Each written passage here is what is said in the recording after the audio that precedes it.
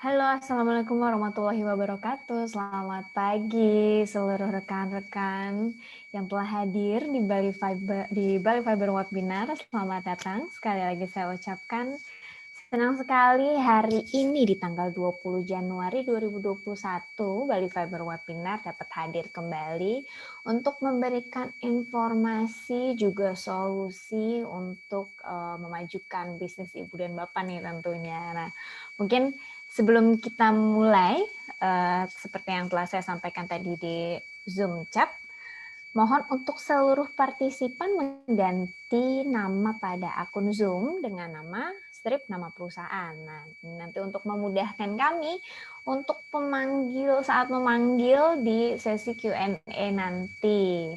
Nah, mungkin saya mau cek terlebih dahulu nih. Oh, ada yang masuk nih di chat. Katanya selamat pagi, speaker Bella agak mendengung. Apa harus nggak pakai? Kita coba nggak pakai earphone. Coba Mbak Tio, suara saya sudah jelas belum? Sudah jelas, Mbak? Nah, jangan dengung lagi nih ya. Oke deh. Terima kasih nih Pak Andi sama Mbak Ulan nih sudah menginformasikan. Kayaknya memang ada masalah nih sama audio saya nih memang. Nah, mungkin kita bisa lanjut ya. Saya akan cek terlebih dahulu nih teman-teman di sini, seluruh partisipan sudah mengikuti belum nih? Namanya sudah sesuai belum? Nama dan nama perusahaan. Nah, ini kan biar kita saling mengenal satu sama lain nih. Oke, sudah mengikuti semua. Terima kasih. Mungkin saya juga ingin menyapa sekali lagi kepada seluruh teman-teman Bali Fiber yang sudah hadir di sini. Ada Mas Satria, ada Mbak Wulan, ada juga rekan-rekan mungkin dari Indo Sterling nih. Hari ini akan menjadi keynote speaker kita di sini. Dan terima kasih juga untuk seluruh partisipan yang baru join hari ini atau yang sudah bergabung sebelum-sebelumnya, sudah menyempatkan kembali hadir di Bali Fiber Webinar. Terima kasih. Nah, oke, setelah itu saya tidak sendirian tentunya hari ini. Saya ditemani oleh rekan saya nih Mbak Tio. Halo, selamat pagi Mbak Tio. Halo, selamat pagi. Selamat pagi semuanya. Terima kasih yang sudah hadir di acara webinar edisi 20 Januari 2021. Ini mau buru-buru Februari aja nih. Mau buru-buru Valentine kayaknya ya. Oke, di sesi kali ini selain kita mengulas terkait teknologi digital untuk memajukan atau mengelola bisnis, hari ini kita juga kedatangan keynote speaker dari Indo Sterling yang hari ini akan membawakan materi dengan tema cara mengelola bisnis dengan cerdas. Nah, seperti apa nih? Tahan dulu, nanti setelah ini kita akan mengetahui nih dengan detail dari Indo Sterling tentunya. Sebelum saya mengenalkan keynote speaker hari ini, saya juga akan menyampaikan protokoler webinar. Silahkan Mbak Tio. Protokoler webinar akan dibacakan langsung? Ya. Oke.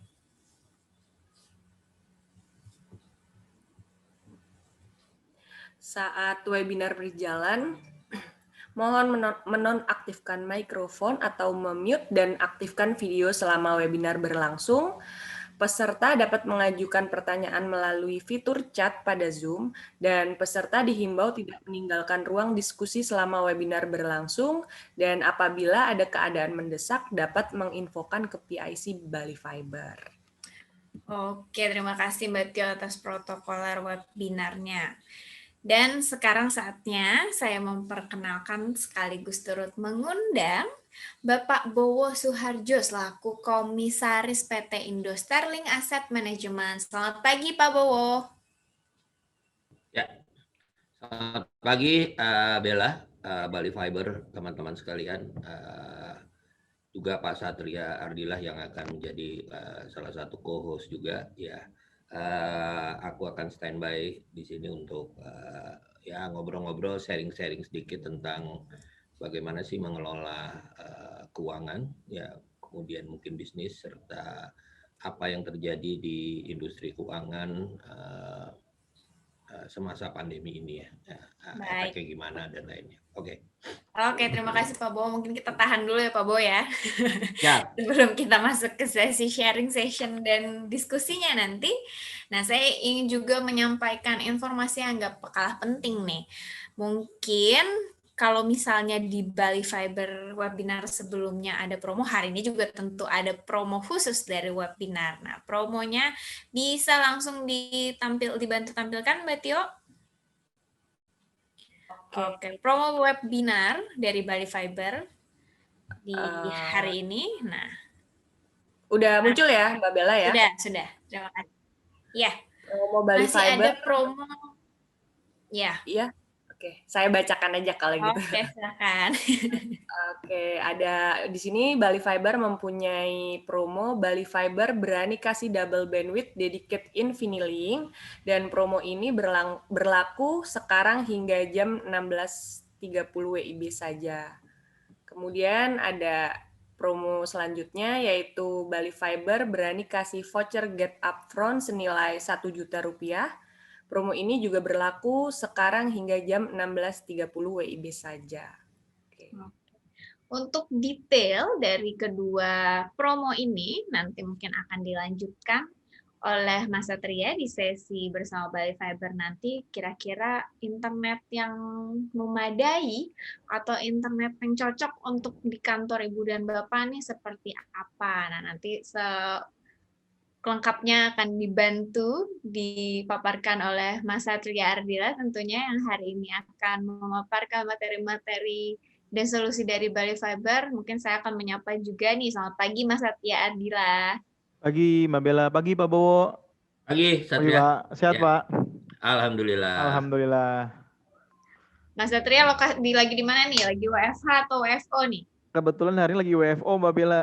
Oh, sama seperti Pak Bowo nih, masih pada WFO. Lagi WFO ya Pak Bowo ya. Iya, background-nya nggak kelihatan. Iya background-nya. Iya nggak Background-nya kelihatan. sama kita. soalnya. Iya betul. Oke, terima kasih Mas Satria nih sudah hadir. Nanti kita akan chit-chat langsung ya bersama partisipan di hari ini. Nah, selain ada promo, saya juga ingin menyampaikan ada hadiah ya Mbak Tio ya? Betul, yang dipersembahkan dari Indo Sterling Asset Management. Oke, Berapa itu Mbak Bella? Hadiah ini hari ini spesial sekali nih.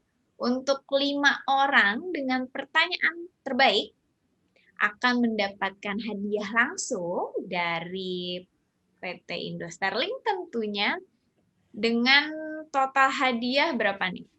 Masing-masing senilai Rp500.000, betul? Betul. Gimana Pak Bowo? Nggak ada efek-efek tepuk tangan dong. Jangan saling tepuk tangan dong yang lain. Jadi betul ya Pak Bo ya, hari ini Ya. untuk 5 orang masing-masingnya Rp500.000. Nah, tapi sebelum mendapatkan hadiah harus menanyakan dengan pertanyaan yang paling, kalau bisa yang paling susah nih. Biar dibantu langsung dijawab sama Pak Bo nih.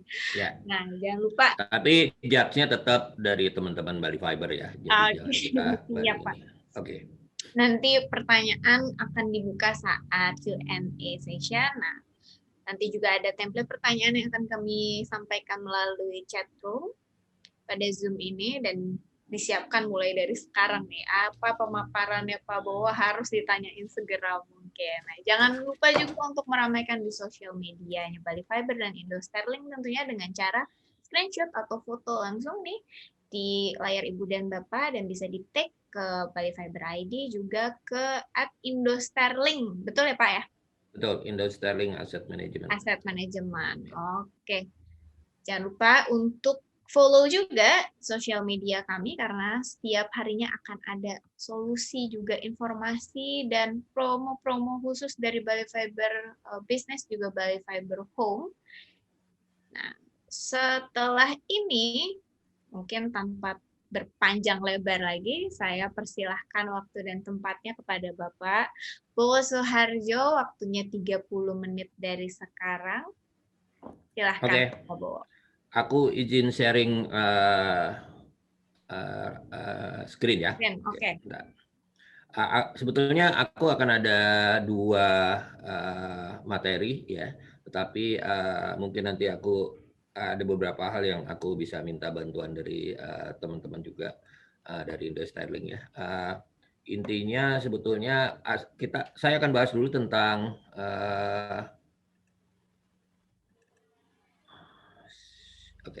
kita akan bahas dulu tentang pandemik ini shifting dunia kita gimana sih ya. Kemudian outlook-nya ke depan apa sih yang bagus gitu ya. Kemudian aku juga ngelihat selama ini yang kita kelola itu hasilnya gimana gitu ya. Terutama kita akan membayangkan setelah dari ini ya, dari pandemi mulai. Apakah screen saya kelihatan ya? Kelihatan, Pak. Oke, thank you. Ya. Nah, ini sebetulnya adalah pasti teman-teman ya akan melihatnya mungkin setiap hari ya. Problemnya kasus harian, akumulasi dan lainnya ini terus bertambah karena tracing kita lebih bagus gitu ya. Kemudian orang jadi lebih terbuka apakah kita kena apa enggak karena orang lebih percaya bahwa ya apa meskipun terkena kita juga rate dari untuk sembuh itu jauh lebih besar gitu ya. Tetapi lebih baik kita hati-hati dengan tentunya sekarang ada 5M ya, memakai masker, menjaga jarak dan lainnya gitu ya yang kita harus lakukan gitu ya. Yang penting kita hati-hati ya. Oke, ini dianggap satu resesi yang terburuk ya sepanjang masa gitu ya. Namun kita ngelihat juga dari beberapa kondisi gitu ya. Kita lihat yang terakhir ini di COVID pandemi ini yang kedua ya. Di sini dilihat bahwa kita menurun ya di awal 2021 ya, tetapi sudah mulai naik ya. Ini sejarah keuangan. Dan kita lihat spiking ke bawahnya tuh hampir sama semua nih ya, krisis keuangan Asia, krisis keuangan global, turun dan naik. Rata-rata yang paling lama itu span-nya adalah yang krisis keuangan Asia ya. Itu lebih dari 2 tahun concern-nya ya untuk naik lagi. Ini kalau kita pandemi relatively lebih sedikit karena kita udah naik posisinya di sini ya. Demikian juga kita lihat GDP gross development income kita ya, GDP kita itu naik juga udah sebetulnya ya. Ini yang kita yang biru tua ya. Ya meskipun kita masih ada berada di bawah Jepang, kemudian serta Eropa ya. Tetapi kalau kita lihat dari tanda-tanda ini kita masih bagus ya. Suku bunga, defisit anggaran, semuanya kita membaik itu semuanya. Nah, kita akan lihat ini nanti teman-teman bisa meminta data ini ya. Nah, ada hal yang biasanya kita lihat ya, itu adalah kita sebut ini PMI ya. Ini adalah indeks dari purchasing power manufacturers ya. Kenapa manufacturer kita lihat? Karena kalau pabrik itu jalan, berarti ada permintaan. Kalau permintaan itu ada, ekonomi jalan. Tinggal kita lihat lagi industri mana yang minta itu ya. Nah, kita lihat ini naik nih kondisinya semuanya ya. Mau Indonesia, Cina, Jepang segala macam ya. Kita berada di level 1 2 3 4 5 ya. Jadi kalau kita lihat dari sini kita optimis lah ya. Nah, cuman yang di sini penjualan retail kita menjadi menurun di sini ya. Di sisi bawah ini sumber dari Bloomberg ya. Kenapa? Karena memang kalau di Indonesia masyarakat itu belum terbiasa dengan online gitu ya. Belanja online dan lainnya masih kondisinya menurun gitu di sini. Namun saya yakin dengan perubahan-perubahan yang ada sekarang ini akan menaik dan mungkin akan kembali cukup tinggi di level-level di tahun-tahun sebelumnya gitu ya. Nah, yang menarik adalah kondisi pasar keuangan. Pasar keuangan tuh biasanya lebih dulu naik daripada kondisi ekonomi dan industri gitu ya. Kita lihat nih indeks saham naik semua gitu ya. Indonesia kita naik 16% ya, dari kondisinya 35%, Filipina paling gede. Kita lihat Jepang malah minus ya. Ya, yang paling gede memang Eropa dan sorry ini penurunan yield ya, sorry ya. Di sini kita naiknya baik gitu ya, kinerja saham, kinerja emas gitu ya, kemudian pelemahan dari para mata uang ya. Balik lagi kita masih di atas daripada teman-teman yang lain gitu ya. Jadi yang gede pastinya kita dianggap di atas India, di atas rupiahnya India ya. Jadi kita lihat nih, kalau kita ngelihat di sini yield kita masih bagus. Kita obligasi 10 tahun tuh dianggap 16% ya.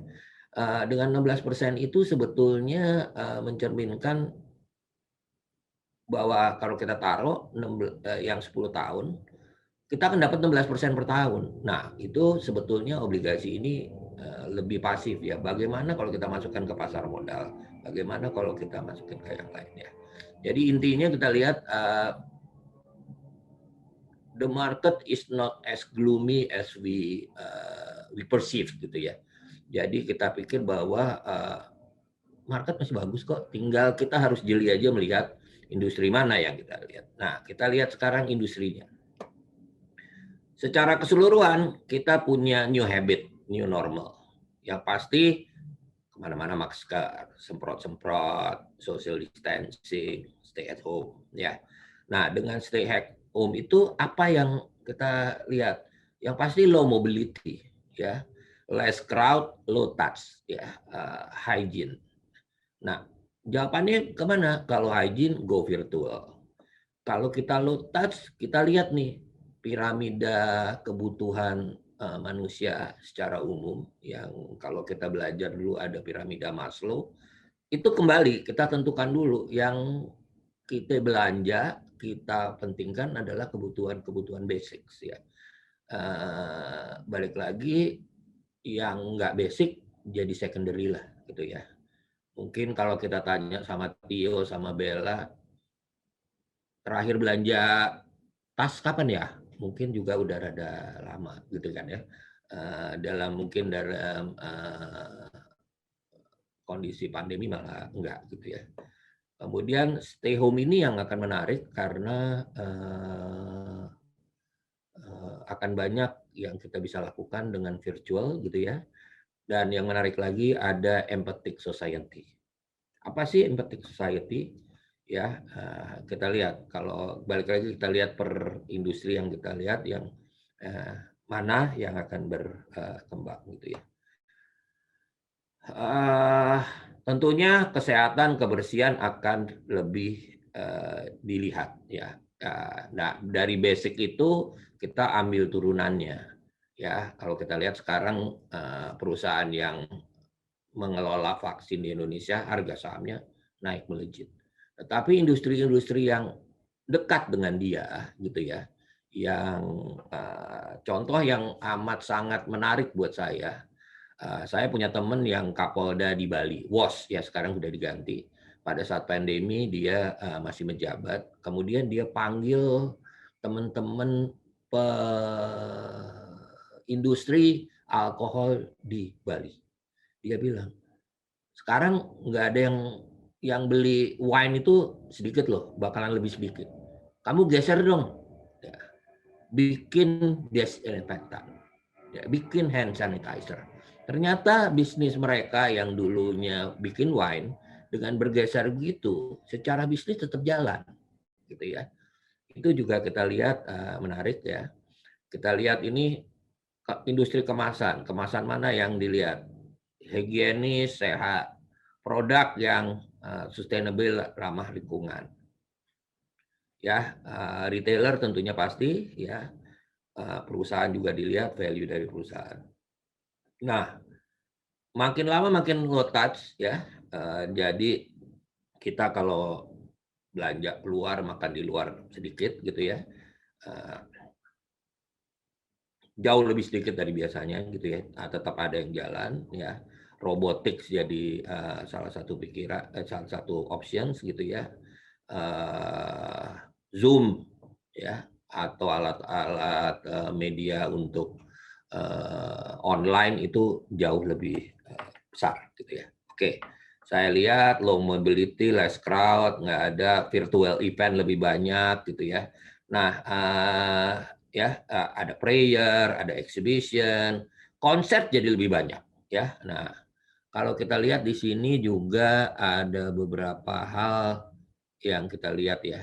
Yang rise yang mana ya? Yang rise Anda bisa lihat di sini ya, industri-industri misalnya online learning ya, cloud service, telemedical, cleaning service, home fitness ya. Streaming ya, remote working, food delivery ya. Jadi balik lagi yang lebih besar ke sana gitu ya. Dulu ada bilang bahwa karena restoran nggak banyak, pembelian makanan jadi nggak banyak. Ternyata masih ada kok yang petani yang survive, malah income-nya bisa per bulan masih miliaran gitu ya. Karena dia tetap menggunakan media-media yang sekarang dilihat oleh masyarakat, virtual gitu ya. Otomotif turun, kita lihat penjualan mobil turun gitu ya, semua melakukan promo ya. Jadi kita harus lihat dari industri-industri itu. Nah, saya ngelihat nih yang besar lagi sekarang empathetic, charity itu menjadi naik ya. Kemudian ada pertanyaan, aku kalau basic harus tetap nabung, tetap berinvestasi. Tetapi ada nggak investasi yang saya juga charity? Ada gitu ya. Nanti kebetulan kita juga ada ya. Kemudian kita lihat piramida Maslow, ada yang balik lagi physiological needs dulu. Kebutuhan dasar itu jadi important. Baru kalau self esteem itu kayak beli baju, beli apa segala macam ya. Kalau self actualization, beli rumah dan lainnya itu jauh lebih berkurang ya. Jadi ini balik lagi Maslow ini jadi penting sekali. E-commerce kita paling besar di Asia Tenggara ya. Di Asia Tenggara karena balik lagi jumlah orang kita besar ya. Tetapi juga karena transaksinya. Kemudian digitalisasi ekonomi, perbankan untung. Ya, jadi kalau teman-teman yang tertarik untuk di saham-saham perbankan akan jauh lebih menarik. Ada beberapa teman yang malah pada saat pandemi shifting dari deposito beli saham perbankan gitu ya. Dan sekarang sudah untung kira-kira mungkin minimal itu 40% minimal ya. Ada yang lain? Ada yang lebih? Ada gitu ya. Yang menarik lagi, dana pihak ketiga di perbankan itu naik. Kenapa? Orang cenderung menabung. Aku saving, aku nggak tahu nih pandemi sampai kapan, gitu ya. Balik lagi, jadi mereka lebih cautious, mereka lebih hati-hati secara bisnis. Balik lagi, yang berubah yang akan survive, ya.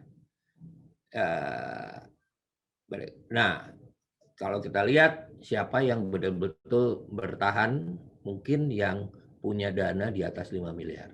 Yang kecil-kecil ya kita harus mulai gitu ya. Yang kita punya dana di bawah itu harus mulai. Kalau enggak ya kita harus mendahulukan yang perlu-perlu aja dikaitkan dengan Maslow. Ya. Oke, Telkom juga go virtual. Nah, ini kaitannya juga mungkin dengan Bali Fiber, internet penetration naik, ya, naik sekali, ya. Kita sekarang mungkin kira-kira 73% dari populasi, ya. Ini dari APG, ya, kita ambil datanya, ya.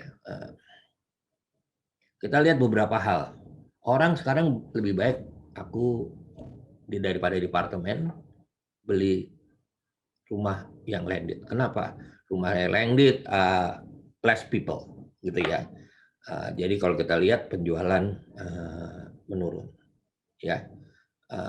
Apakah ini jadi peluang? Kalau yang punya uang berlebih, ya mungkin bisa invest beli apartemen sekarang lebih murah, gitu kan ya. Tetapi penjualan masih bagus, ya. Yang menarik kalau kita lihat data penjualan itu di Q3 2020 menarik. Harganya di bawah 1,5 miliar yang naik, ya. Kalau 1,5 miliar Anda tahu rumah tipe berapa, gitu ya. Dan rata-rata pameran properti yang virtual. Jadi orang udah biasa gitu. Kalau dulu kita mau beli rumah, gue mesti lihat dulu nih, gue mesti lihat barangnya dulu, gitu ya. Tapi sekarang udah enggak, ya. Nah, ini juga menarik, ya. Kita lihat komoditas, ya. Kalau kita lihat CPO gold naik, ya, tapi secara keseluruhan harga Brent oil minyak, ya, serta coal itu tetap di bawah, di lower dari batas, gitu ya, tetapi permintaan juga banyak, gitu, tetap, ya. Jadi industri ini akan mempengaruhi 2021, ya. Kemudian yang paling penting adalah distribusi dari vaksinnya, ya. Bagaimana nanti cara dari Menkes kita untuk mulai mendistribusikan kepada siapa, bagaimana caranya dan lainnya. Saya punya feeling bagus, ya, tetapi distribusi ini jadi kunci. Kalau nggak jalan bagus bisa berabe, gitu ya. Itu dari saya, ya. Mungkin saya stop yang ini, nanti kita bisa tanya-tanya. Saya ada satu lagi, ini tentang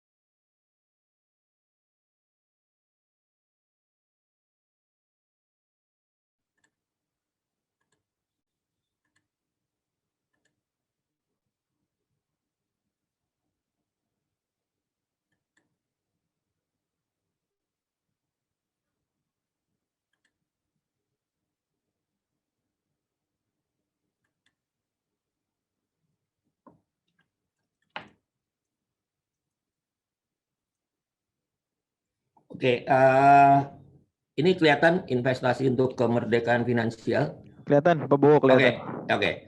Saya nggak banyak aja, ya. Kita ngelihat di sini, ya. Keluar, ya.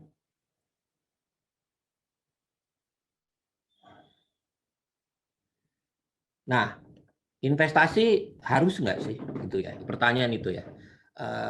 Apa nanti bedanya dengan menabung? Investasi itu sebetulnya sama dengan menabung, tetapi kita harus punya ekspektasi yang berbeda, tujuannya berbeda, gitu ya. Dan ini harus dijadikan habit, ya. Investasi mengeluarkan uang atau menyimpan sejumlah uang dengan harapan mendapatkan keuntungan finansial, ya.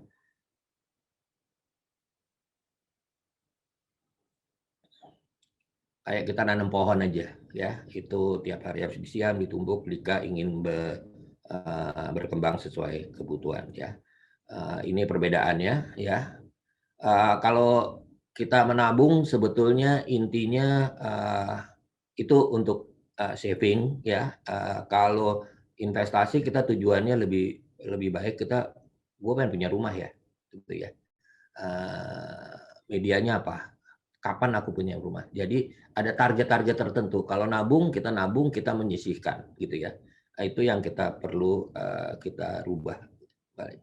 Nah, yang menarik adalah sebetulnya cara kita, ya. Apakah sekali lamsam kita diemin atau kita berkala? Kalau saya cenderung dengan kondisi sekarang itu, mari kita lakukan secara berkala, gitu ya. Sisihkannya untuk investasi nggak usah banyak-banyak. Reksadana sekarang dengan 100.000 aja boleh kok, gitu ya.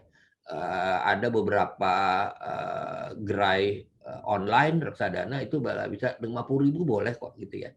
Tapi dia lakukan secara berkala, ya. Jadi itu akan lebih banyak yang kita bisa lakukan, ya. Ini beberapa alasan kenapa kita harus berinvestasi, ya.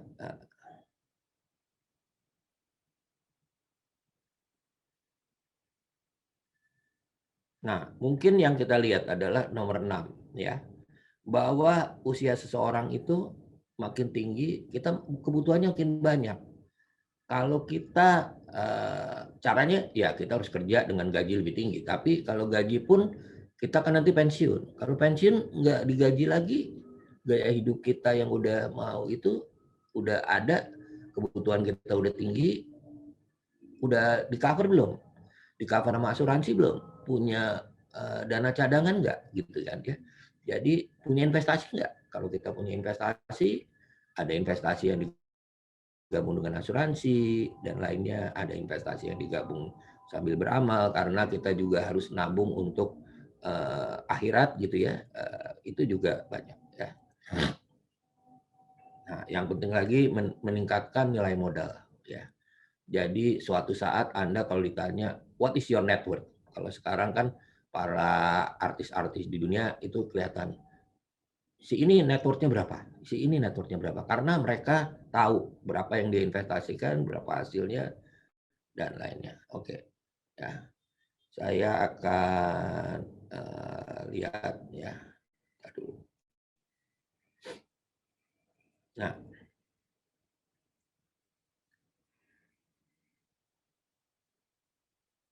oke. Saat ini Indo Sterling itu punya 2 reksadana, ya. Reksadana saham sama reksadana pasar uang. Reksadana saham kalau kita lihat ya, ini yang spike menurun di sini. Ini pada saat pandemi, ya, mulai heavy pandemi di awal-awal tahun. Kita lihat. Dan kita naiknya kita lihat ini signifikan, ya. Kalau kita lihat kita hasilnya LQ45 587, kita 4,81. LQ4 minus, aku malah positif, gitu kan ya. Year on year, itu year on year. Jadi dari sekarang ditarik setahun sebelumnya, gitu ya. Jadi kalau sekarang kita Januari, sejak Januari sebelumnya kita plus 84, LQ45 malah minus, gitu ya. Nah, kemudian week to date, ya, mingguannya kita minus 107, LQ45 minus 02, kita indeks harga saham gabungan minus 14. Jadi ini nih positif sekali, gitu ya. Kalau kita melakukan secara berkala, gitu ya, kita punya 100.000, kita dapat lebih banyak di sini, ya. Sehingga kemudian pada saat-saat penurunan kita lebih banyak, sehingga secara average harga perolehan kita lebih besar. Jadi demikian dengan reksadana pasar uang, ya. Indeks kita itu adalah hasilnya adalah 10,935. Aku reksadana pasar uangku 10,83, kira-kira bedanya 1, ya. Kenapa? Karena kita memberikan sumbangan kepada 3 yayasan ini, ya. Yayasan Pita Kuning itu adalah membiayai anak-anak yang sudah tidak bisa dibiayai oleh BPJS karena penyakitnya terminal ill yang most likely dalam 6 bulan setahun akan meninggal gitu ya. Kemudian yang menarik ini ada juga Yayasan Vertical Rescue ini untuk membangun jembatan-jembatan yang menghubungi desa yang putus gitu ya dan lainnya gitu ya. Sekarang sudah 70 hampir 100 jembatan yang dibuat ya. Kemudian rumah V ini dilakukan oleh anak yang di bawah 30 tahun itu membuat safe house untuk penyintas kejahatan seksual dan human trafficking ya. Jadi ini kita sumbang, masih ada. Jadi kalau ada yang mau menyumbang sambil investasi, uangnya tetap berkembang. Jadi secara investasi you still got it gitu ya. Memang lebih kecil dari secara umum, tetapi Anda dapat tabungan yang nggak kelihatan, yaitu tabungan sosial ya untuk keluar ke ini ya, ke akhirat ya. Dari aku itu, nanti silakan kita ngobrol lagi.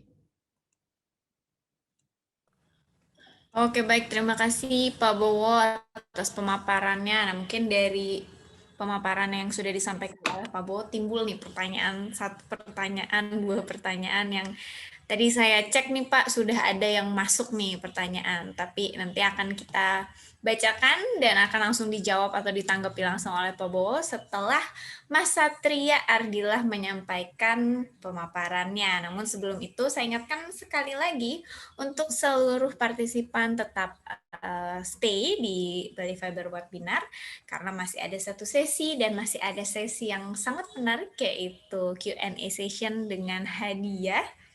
Nah, mungkin ada Ibu atau Bapak yang baru masuk tadi, saya juga ingin menyampaikan terima kasih sudah hadir juga di Bali Fiber Webinar, dan Bali Fiber juga memiliki promo-promo khusus tentunya selama webinar ini berlangsung. Kalau misalnya Ibu dan Bapak ketinggalan tadi, bisa langsung menuju ke chat room di Zoom. Di situ kami sudah menyampaikan segala bentuk informasi, promo juga, dan tentunya template pertanyaan saat Q&A session nanti. Nah, tanpa berpanjang lebar lagi, mungkin saya akan mengundang Mas Satria Ardillah selaku Head of Enterprise Sales dari Bali Fiber. Silakan, waktu dan tempatnya 30 menit, Mas Satria. Ya, terima kasih Mbak Bella. Sebentar, saya izin share screen ya.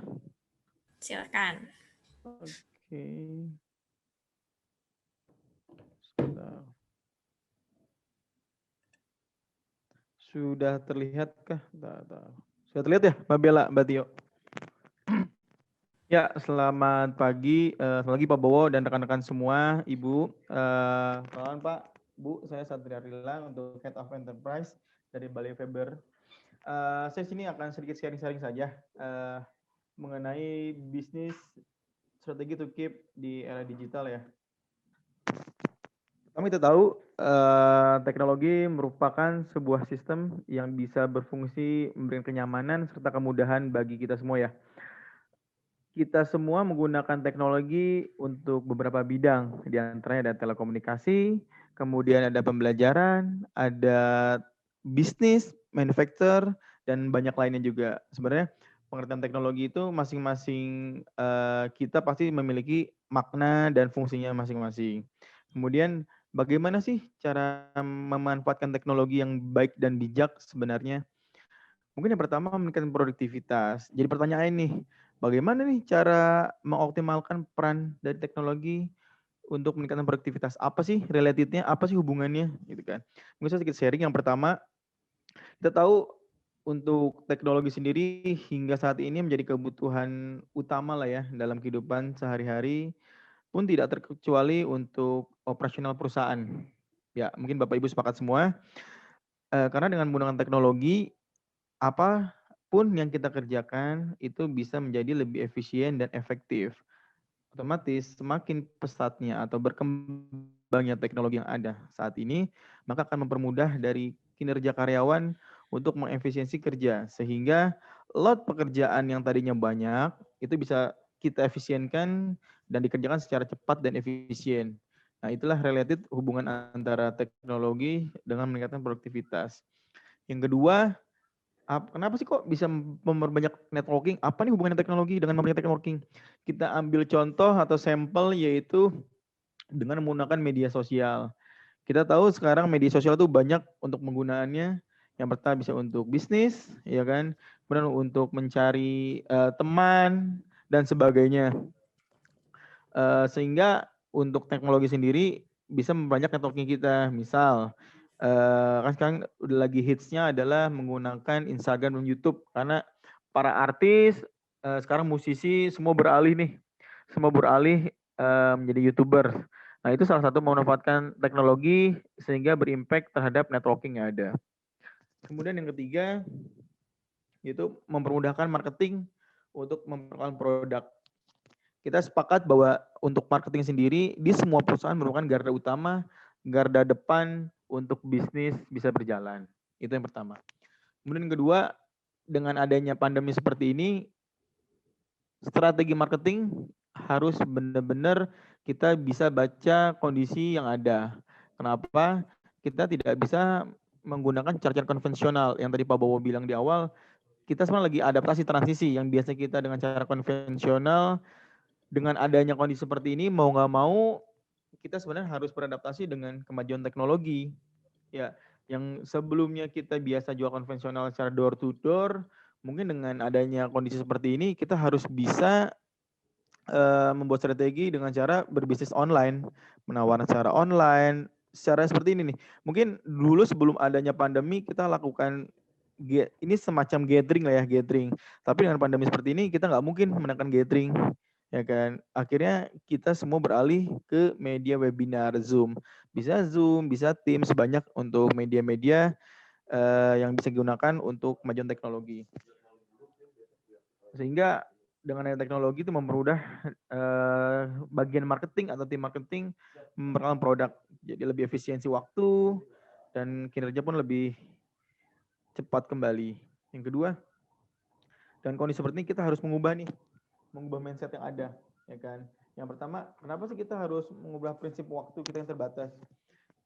Dalam satu hal, kita tahu dalam kehidupan waktu tidak bisa berputar kembali ya, seperti judul lagu ya Pak Bowo ya.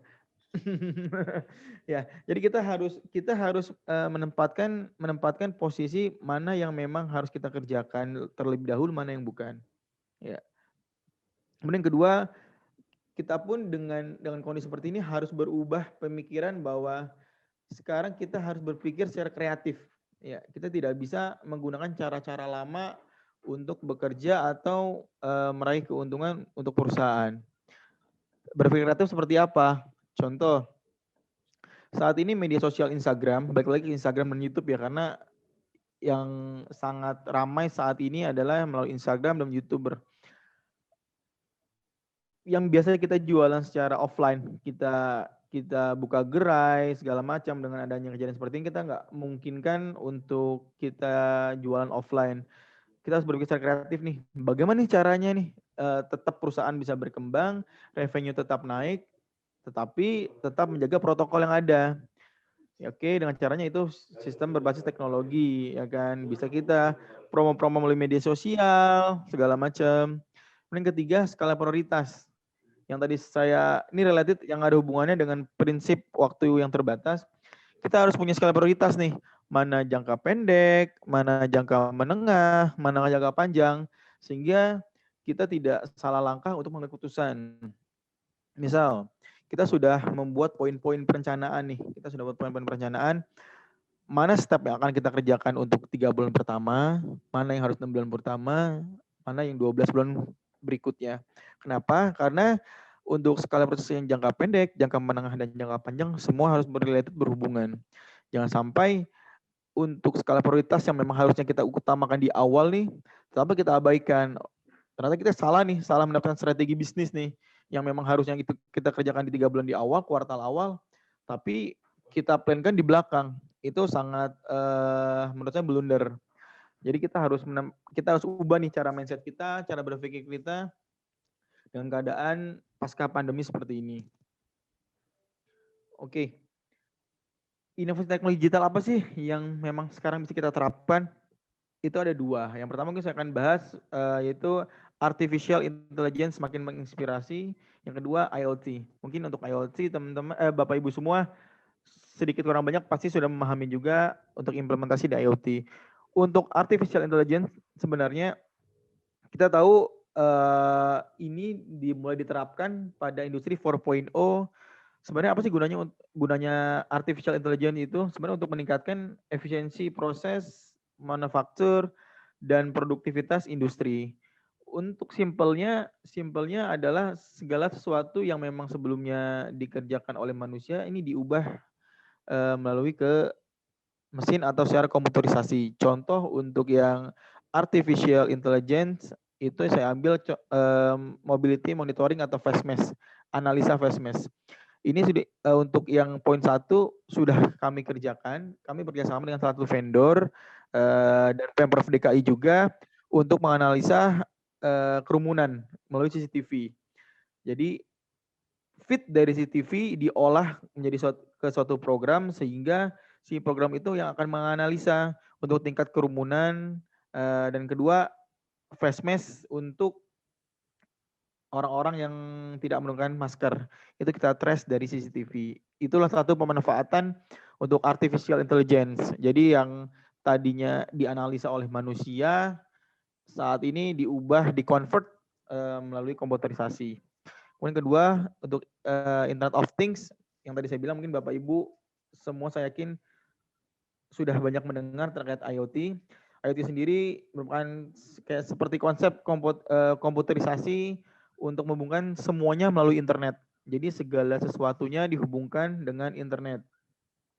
Misal, untuk IoT, penerapan IoT ini dahulu untuk penggunaan smartphone atau handphone itu hanya untuk telepon dan SMS. Tapi dengan kemajuan teknologi, saat ini industri sudah 4.0 menerapkan sistem Internet of Things. Dengan menggunakan smartphone, Bapak Ibu semua sudah bisa mengakses untuk menonton TV, menyetel musik, ya, membaca buku, menonton film, semua bisa melalui smartphone. Nah, itu salah satu penerapan IoT yang sudah diimplementasikan oleh kita. Jadi sederhananya IoT ini menghubungkan semua objek kita kehidupan sehari-hari dengan menggunakan internet. Nah, garis bawahnya adalah yang tadi saya infokan yaitu internet. Semuanya harus dihubungkan dengan internet yang memang memiliki koneksi stabil dan cepat. Karena apa? Apabila kita tidak memiliki koneksi internet yang tidak stabil ataupun memang yang lambat untuk program atau aplikasi yang memang sudah kita develop sebelumnya itu tidak akan bisa berjalan. Maka dari itu saya akan merekomendasikan salah satu vendor ISP atau provider yang memang bisa dikatakan stabil dan cepat untuk Bapak Ibu digunakan di perusahaan maupun di rumah Bapak sama Ibu semua, yaitu internet Bali Fiber atau Bali Tower. Bapak Ibu semua sedikit banyak pasti sudah mendengar terkait Bali Tower sendiri. Bali Tower sendiri merupakan provider ataupun perusahaan telekomunikasi yang ada di Jakarta. Kami berdiri tepatnya di 2006 Pak, Bu, tepatnya di Bali, 6 Juli 2000. Pertama kali kita memang provide di Bali dan segmen bisnis kita yaitu di penyewaan tower Pak. Penyewaan tower untuk perusahaan telco seperti Indosat, Telkomsel, kemudian XL, kemudian lagi H3i, Smartfren. Berjalannya waktu, tepatnya 2014 kami hijrah Pak Ibu, dari Bali kita pindah ke Jakarta dan bertepatan pada tahun 2014 itu dengan adanya tender Smart City Jakarta. Pada saat itu Pemprov DKI mengadakan konsep bahwa DKI ini ingin menerapkan sistem Smart City Jakarta. Ada 7 ISP yang mengikuti tender tersebut. Salah satunya ada di Bali Fiber. Dan alhamdulillahnya pada tahun tersebut kami yang memenangkan tender Smart City Jakarta sehingga salah satu program CSR yang kami berikan kepada Pemprov DKI yaitu mengimplementasikan 4.000 titik CCTV yang ada di all region Jakarta. Nah, Bapak Ibu semua mungkin pernah melihat di jalan, sebentar saya pakai pointer dulu. Oke, Bapak Ibu semua pernah melihat mungkin Di Jakarta ada tower ataupun tiang besar yang di tengah-tengahnya ada seperti ini ya, apa, buletan besar yang di atasnya ada replika pohon kelapa. Kenapa pohon kelapa? Karena memang kami berdiri di Bali dan kita semua tahu Bali identik dengan pohon kelapa, sehingga kita menggunakan replika pohon kelapa sebagai icon kita atau identity kita. Di tengahnya seperti ada gentong. Nah, di gentong ini nih, di dalam gentong ini ada sumber fiber optik kita, ada akses free wifi kita, kemudian ada CCTV kita yang tadi saya sebutkan, totalnya sudah hampir 4.000 titik CCTV yang kita sebar. Ini merupakan gambaran sebaran infrastruktur kita secara garis besar. Yang ungu ini sebaran CCTV kita yang ada di all region Jakarta. Kemudian yang sebelah kiri ini untuk coverage dari fiber optik kita. Totally untuk fiber optik kita untuk all region Jakarta sudah kita cover. Kemudian sebagian Tangerang Selatan, sebagian Tangerang, Bekasi, dan sebagian Depok. Kemudian kita pun ada otomatis di Bali, all region Bali, kemudian di Surabaya, sama di Sidoarjo, itu kita sudah bisa provide untuk fiber optiknya. Total sebenarnya saat ini panjang backbone yang sudah kita gelar sebesar 100 GB dengan panjang fiber optiknya sudah lebih dari 5.014 km.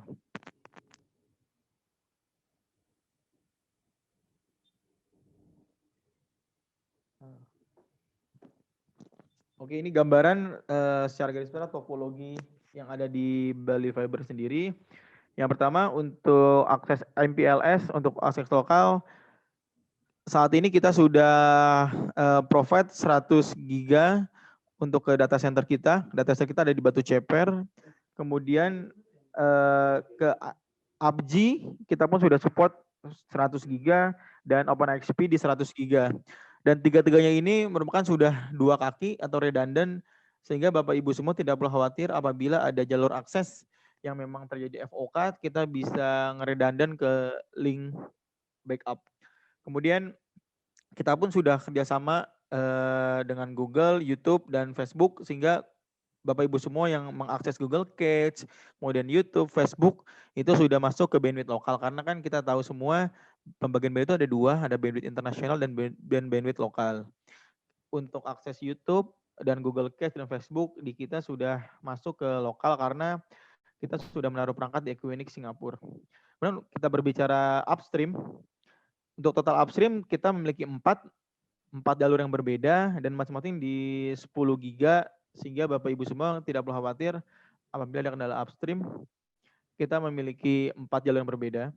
Kemudian kita pun sudah bekerjasama seperti dengan Alibaba Cloud, kemudian Akamai, Google Cache, Amazon, IBM Cloud, itu sudah kerjasama semua.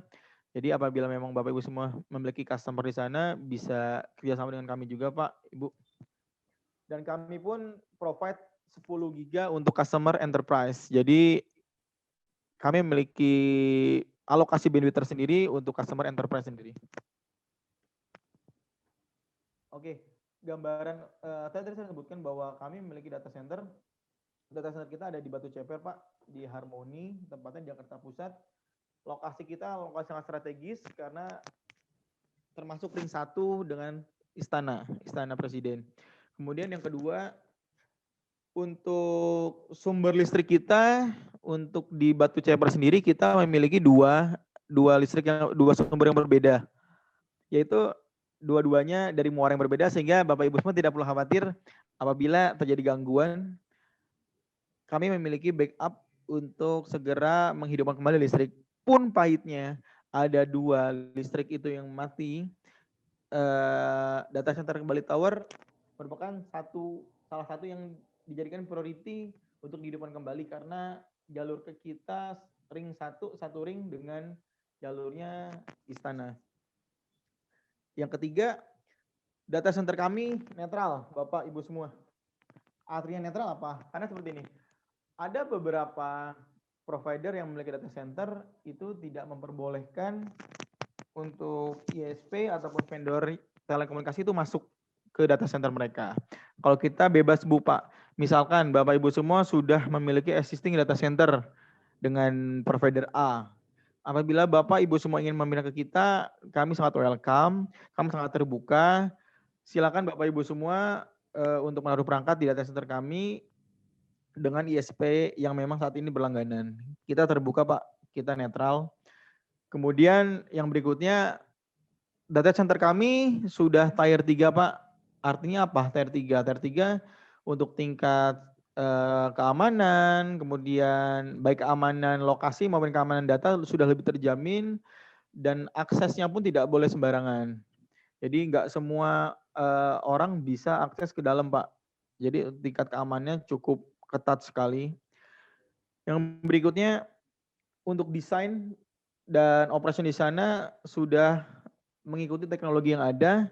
Bapak Ibu semua bisa melihat di gambar bahwa ini gambaran real untuk kondisi data center kita yang ada. Apabila Bapak Ibu semua ingin visit nih sebelum ingin berlangganan, Pak Satria atau tim Bali Fiber, saya pengen visit dong, pengen melihat secara langsung kondisi data centernya Bali Tower sendiri, boleh Pak. Boleh tinggal kontak aja ke sales Bali Fiber ataupun kontak person saya yang ada di grup chat. Apabila memang Bapak mau visit, boleh ntar kita schedulekan. Nanti kita atur waktunya karena ada beberapa dokumen yang perlu diisi dulu kalau memang mau visit. Dan nggak perlu khawatir, untuk data center sendiri kita sudah provide 100 GB untuk diakses lokal dan internet exchange. Jadi cukup spare banyak sekali bandwidth yang ada apabila memang Bapak Ibu semua ingin masuk atau berlangganan di data center kita. Gambaran customer kita ada beberapa segmen Pak, Ibu. Ada yang perbankan, ada yang perhotelan, kemudian ada media, kemudian ada pemerintahan, kita pun ada. Mungkin kalau universitas pun kita ada juga Pak beberapa untuk perbankan yang sudah bekerja sama dengan kita. Contohnya ada BNI, Bank DBS, kemudian Hana Bank, Bank Mandiri. Itu beberapa bank yang memang sudah bekerja sama dengan Bali Tower. Mungkin kalau kita berbicara media, ada TV One, SCTV, CNN, masih banyak lagi yang memang sudah bekerjasama dengan kita. Dan untuk beberapa lokasi yang memang biasa dijadikan tempat kegiatan ataupun acara seperti G-Expo, kemudian di JCC, GBK, kemudian di mana lagi ya, seperti di BSD, itu sudah bisa kita provide untuk internetnya Pak. Jadi apabila Bapak Ibu semua yang memang sudah ada agenda atau plan ingin mengadakan kegiatan kantor ataupun kegiatan eksternal di salah satu lokasi yang tadi saya sebutkan, itu sudah bisa kita provide Pak. Salah satunya itu Java Jazz. Kita untuk di J-Expo selalu rutin untuk mengadakan event-event besar Pak. Kita support Java Jazz, kemudian event DWP, PRJ, itu selalu kita support Pak. Memang untuk tahun 2020 terakhir kita event itu di Java Jazz tepatnya di 1 Maret 29 sampai dengan 21 Februari dengan 1 Maret. Setelah itu kita memang nggak ada karena kebetulan pandemi sudah masuk ke Indonesia Pak. Ya mungkin Bapak Ibu semua kalau memang ingat pandemi itu masuk di awal-awal Maret. Akhirnya semua kegiatan yang memang berbau kerumunan itu tidak mendapatkan izin oleh Pemprov DKI. Biasanya kita selalu rutin Pak untuk Java Jazz, DWP, PRJ, itu 3 kegiatan yang memang selalu kita pasti support untuk kegiatan di sana. Oke. Bali Fiber sendiri memiliki beberapa segmen bisnis. Sebenarnya ada yang bisnis Bali Fiber bisnis dan untuk Bali Fiber residensial ataupun consumer ya. Untuk consumer di sendiri ada beberapa lokasi yang memang sudah kita kerjasama untuk bisa akses penjualan Bali Fiber Home, nama produknya. Untuk di perumahan ada beberapa, salah satunya saya sebutkan seperti Taman Permata Buana, Puri Indah, kemudian di Kelapa Gading, Sumarekon, Bumi Serpong Damai, itu sudah bisa kita provide. Kita berbicara apartemen pun kita sudah masuk ke beberapa apartemen yang sudah kerjasama seperti M Town Serpong, Praxis Surabaya, Sprinkle Bekasi, Regatta, Kebagusan City, One Park Puri. Itu 6 dari sekian banyak apartemen yang memang sudah kita kerjasama. Secara grouping pun kami Bali Fiber atau Bali Tower juga sudah menjalin kerjasama secara grup seperti Intiland, kemudian di Sumarekon, secara grup Mulia, Agung Sedayu Mall atau Agung Sedayu sorry, kemudian Sinar Maslen dan PT Duta Gada. Itu grup-grup yang memang sudah bekerjasama dengan kita. Masih banyak lagi beberapa grup yang memang sudah menjalin hubungan kerjasama dengan kita. Oke, beberapa event yang memang sudah kita support yang tadi saya sebutkan di beberapa lokasi atau venue. Yang pertama di area GBK, ini pada saat di Asian Games, ini kita support untuk free wifi-nya. Kemudian yang kedua untuk game online, AOV ya dan Mobile Legend, ini kita event di Mall Taman Anggrek karena di beberapa mall pun kita sudah bekerja sama. Salah satunya di Mall Taman Anggrek pada saat itu dari IO event organizer mengadakan event turnamen Mobile Legend yang berbasis online di mana semua kebutuhan untuk lomba atau turnamen sangat membutuhkan koneksi internet karena semua berbasis online. Dan alhamdulillah event 6 hari pada saat itu smooth, semua berjalan sesuai dengan rundown acaranya panitia dan tidak ada nge-lag sama sekali. Kemudian yang ketiga ini ada booth Bali Fiber, ini kebetulan pada saat event Java Jazz berlangsung nih, atas dan bawah nih yang saya tandai pakai pointer. Ini event Java Jazz DJ Expo. Yang tadi saya bilang, kita selalu rutin mengadakan event dan infonya sih memang untuk tahun 2021 plan Java Jazz akan yang memang biasanya di rutin selalu di awal-awal tahun, di kuartal awal. Plannya informasi kemarin akan dimundurkan di kuartal 3 plannya sih, karena memang harapannya untuk event Java Jazz ini tetap berbau offline dan online. Sehingga plannya akan mundur di bulan Juni-Juli.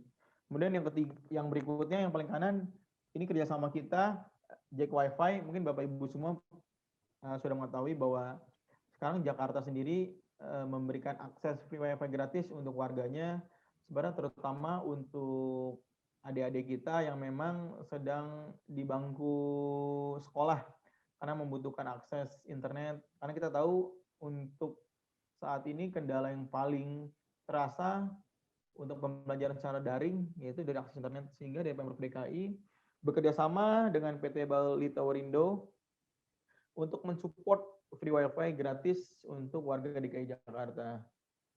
Bapak Ibu semua bisa mengakses di aplikasi Jaki. Di Jaki di situ ada coverage mana aja sih yang sudah ada free wifi dari Pemprov DKI. Bisa Bapak Ibu semua akses. Ini merupakan gambaran dari tim customer care kita. NOC kita 7x24 jam, Bapak Ibu semua, jadi tidak perlu khawatir apabila ada gangguan di tengah malam, which is mungkin jam 9 malam, jam 10 malam, kontak center kita dan NOC kita full semua 7x24 jam, dan kami pun selalu melakukan maintenance secara rutin, baik secara preventif maupun di field, kita selalu rutin Pak Bu.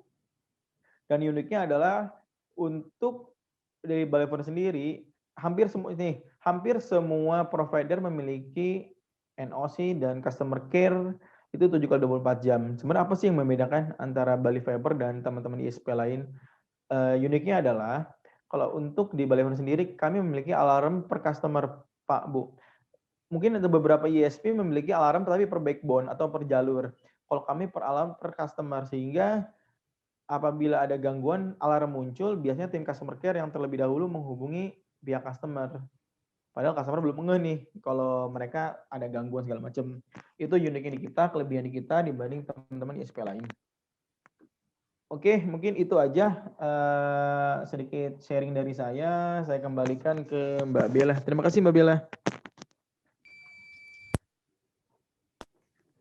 Mas Satria atas pemaparannya. Nah, setiap Bali Fiber webinar ini pasti Mas Satria nih memberikan insight-insight yang lumayan oke nih untuk teman-teman di sini tentunya, karena kantor juga tetap terus berjalan dan bisnis kita juga terus tetap berjalan.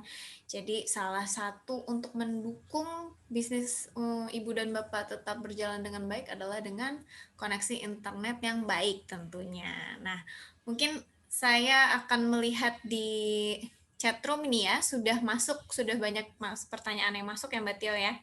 Tapi sebelum kami membacakan pertanyaan satu persatu dan dijawab oleh Pak Powo juga Mas Satria tentunya, saya akan mengingatkan kepada seluruh partisipan untuk dimohon mengisi salah satu link yang akan kita kirimkan, yaitu survei form untuk meningkatkan kembali event-event Bali Fiber Webinar selanjutnya, dan tentunya meningkatkan kembali layanan Bali Fiber. Jadi jika Ibu dan Bapak di sini sudah berlangganan Bali Fiber, mungkin bisa disampaikan saran juga kritik yang mendukung layanan Bali Fiber ini maksimal dan maksimal lagi. Nah, sekali lagi, pertanyaan ini yang terbaik, ada 5 pertanyaan terbaik yang nanti akan kami pilih dan mendapatkan hadiah tentunya dari Indo Sterling senilai Rp500.000 untuk masing-masing pemenang. Jadi totalnya 2,5 juta nih. Khusus hari ini saja dipersembahkan dari Indo Sterling. Kita mungkin lanjut ya Mbak Tio ke Q&A session yang sudah dibuka. Dan sudah juga masuk pertanyaan-pertanyaan dari tadi. Mungkin saya akan membaca pertanyaan pertama terlebih dahulu. Dari Bapak Wira, perusahaan Tangkai Kreativa. Pertanyaannya ditujukan kepada Pak Bowo. Pak Bowo, kondisi saya sekarang masih bekerja, tapi gajinya 50%, sehingga tidak banyak yang saya bisa spare untuk berinvestasi. Kira-kira investasi yang pas buat saya sebagai pemula dengan kondisi seperti ini bagaimana? Itu pertanyaan pertama Pak Bowo. Dan ada lanjutan, sama saya juga tertarik dengan investasi sambil beramal yang tadi Bapak sampaikan, boleh dijelaskan Pak sistemnya seperti apa? Mungkin tadi di pemaparan Pak Bowo sudah dijelaskan ya untuk yang CSR ya Pak. Namun kalau misalnya ada tambahan-tambahan lagi silahkan Pak Bowo. Oke, saya bahas satu persatu ya. Mas Wira, selamat pagi. Tangkai Kreativa. Sekarang sebetulnya hampir semua industri itu mengetatkan ikat pinggang dengan salah satu yang mungkin dengan banyaknya WFH, tentunya banyak yang dipotong gaji gitu ya. Tetapi kita juga mesti lihat bahwa kebutuhan kita secara keseluruhan itu menjadi berkurang juga karena kita WFH ya. Syukur-syukur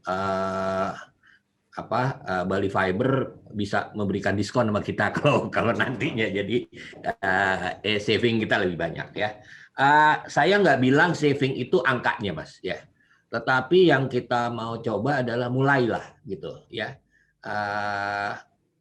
Di agama yang saya anut gitu ya, kalau kita bisa salah satu ini ya, tujuan dari kita itu kita bisa sholat tahajud ya.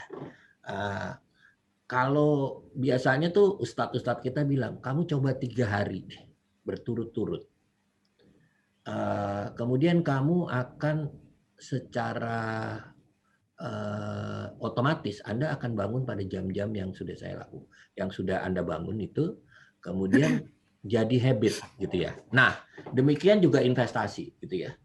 Kalau misalnya tadi Mas Wira bilang gaji saya sudah dipotong 50% gitu kan ya. Mungkin sudah sejak awal tahun ya. Sehingga sekarang sebetulnya Mas Wira udah biasa dengan hidup dengan gaji 50% tersebut gitu kan ya. Nah, sekarang saya hanya minta tambahin deh 3 bulan dengan misalnya mampunya berapa sih? Misalnya mampunya 100.000. Oke, silakan 100.000 aja. Masuklah dengan reksadana yang bisa menerima dengan 100.000. Kemudian dengan potensi dan effectiveness yang Anda harapkan. Misalnya di kami ya ada reksadana pasar uang, di mana kita menabung atau kita berinvestasi ya, tetapi kita tetap beramal juga karena saya kan ngelola itu sebagai company dibayar ya. Nah, bagian yang saya kelola itu atau bagian dari manajemen fee saya itu saya sedekahkan kepada 3 yayasan tersebut, gitu ya, secara bulanan, gitu ya. Saat ini kita ngelola total itu dana sekitar 58 miliar rupiah, ya. Nah, fee kita dari 58 miliar itu separuhnya kita kasih ke mereka. Ya, kira-kira begitu. Itu ininya. Kemudian kita bagi 3 rata. Ya, kita bagi 3. Satu adalah tadi Yayasan Pita Kuning, di mana sebetulnya banyak keluarga yang prasejahtera, anak-anaknya itu terkena terminal ill, ya, penyakit yang sudah tidak bisa disembuhkan, gitu ya. BPJS sudah tidak bisa membantu, jadi kita membantu dengan obat-obat yang nggak bisa di cover BPJS, ya. Serta kalau dia ulang tahun, kemudian juga membantu para keluarganya tentang psychological issue-nya. Kadang-kadang kan, aduh, saya udah prasejahtera, saya anakku kena sakit terminal yang udah parah sekali, apa sih itunya? Nah, apa aku dapat beban dari Allah gitu ya? Nah, itu harus diinikan. Kemudian jembatan, kita juga bantu. Karena yang menarik dari VRI ini, jembatannya itu nggak dicor, ya, tetapi kita pakai slingshot, ya, sling baja gitu dengan beberapa teknologi. Kemudian kita memakai bahan-bahan yang ada, misalnya jalannya itu di sana banyak bambu, kita pakai bambu. Dan teman-teman itu yang di lapangan itu menyangkut kepada penduduk setempat untuk ikut kerja sehingga dia bisa merawat dan memperbaikinya, ya, itu di banyak tempat kita udah ada ngajak militer juga dan lainnya, gitu ya. Kemudian kita juga ada tadi rumah singgah, ya, safe house, itu juga membantu teman-teman penyintas kejahatan seksual dan human trafficking agar tidak dikejar-kejar oleh mereka, gitu ya, bisa menikmati hidup lebih baik, gitu ya Pak ya. Jadi sebetulnya mulai di mana, mulailah mana, salah satu aja Mas dipilih, gitu ya, mana yang anda comfort.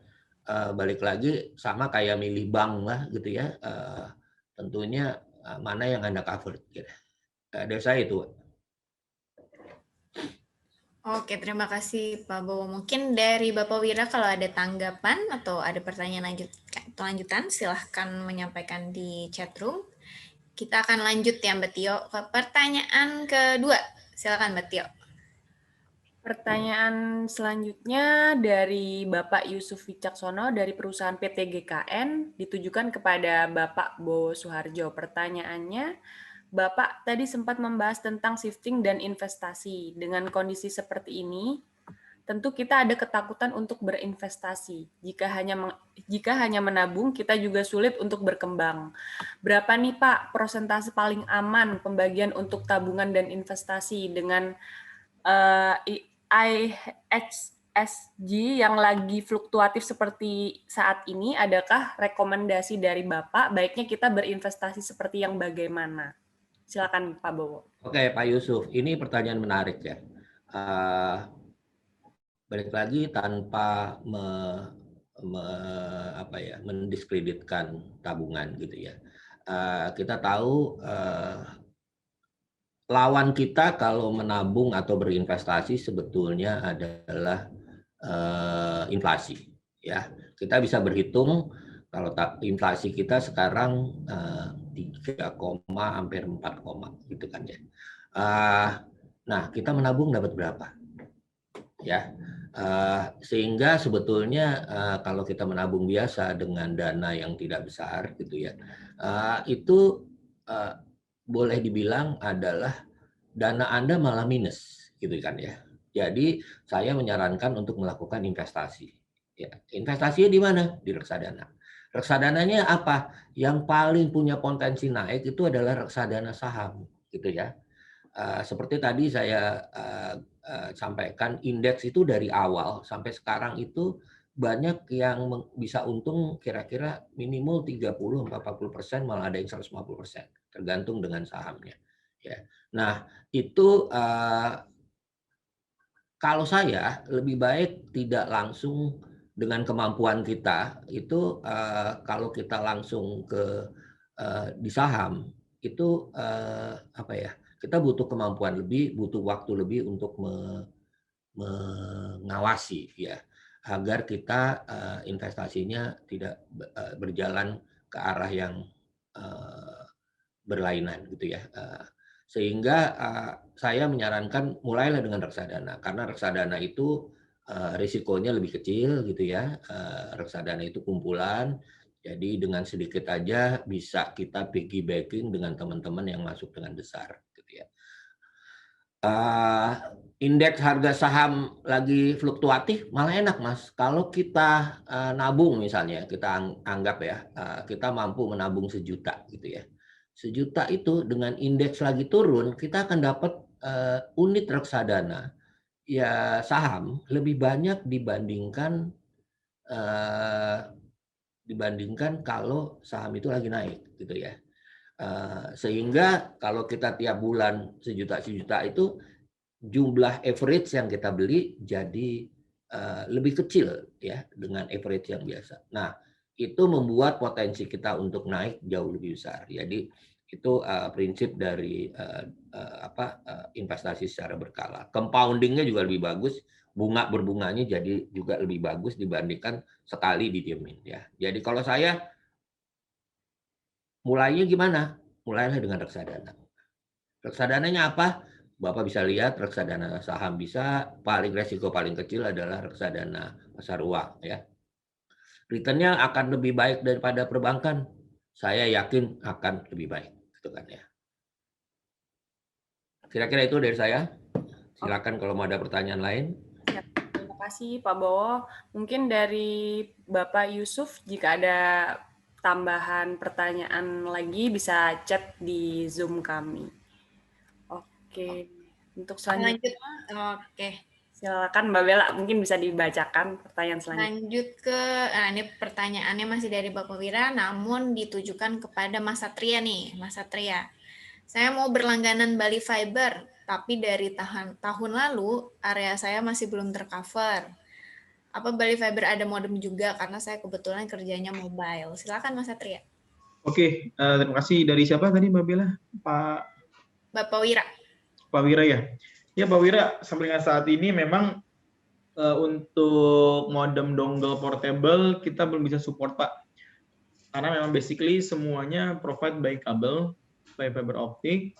Jadi untuk seperti atau semacam dongle modem kita memang belum ada Pak. Tapi nantinya kita lihat perkembangan ke depannya Pak dari tim development. Apakah memang possible kita beralih seperti mobile GSM seperti itu yang bisa perangkatnya bisa dibawa kemana ya Pak. Tapi jujur untuk saat ini memang kami belum bisa provide untuk modem dongle Pak Wira. Tapi apabila ada update akan segera saya infokan Pak Wira ya.